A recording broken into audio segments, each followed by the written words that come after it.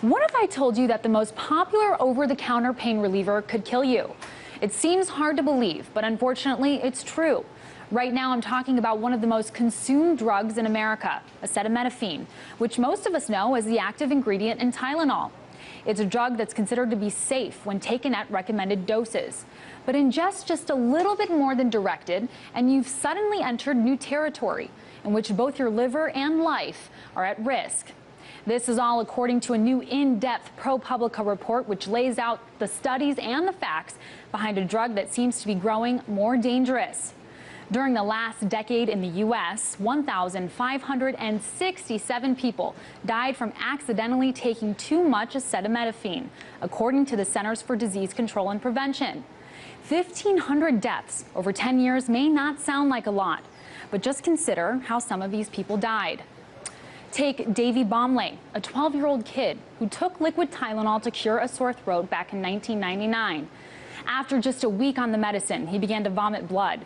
In the emergency room, doctors told him he had suffered severe liver damage, and just a few days after that, he was declared brain dead. Lab work showed he mistakenly took just 4 tablespoons more of the medicine per day than he was supposed to. And then there's Antonio Benedì, who once worked as a special assistant to George H.W. Bush. In 1993, he took Tylenol after coming down with the flu. And while he never exceeded the maximum dosage, he did occasionally drink alcohol.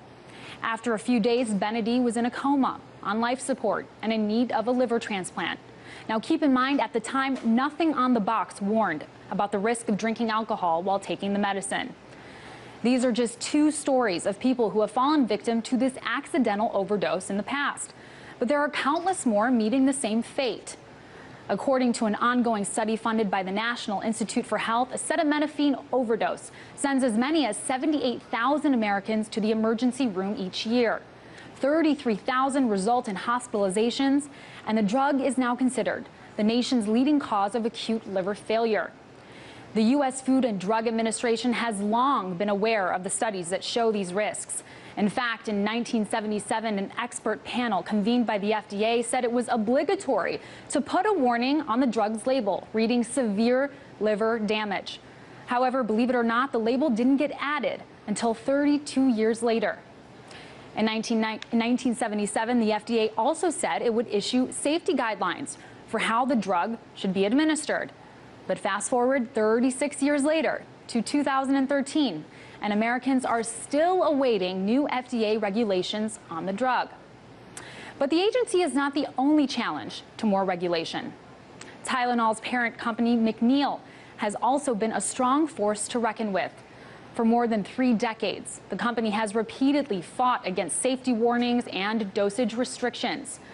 And despite getting hit with scores of lawsuits and even being removed from some markets, Tylenol has maintained a powerful brand, with most Americans in the dark about the fact that taking as little as 2 extra pills a day could kill you, perhaps making America's most consumed painkiller a killer in itself.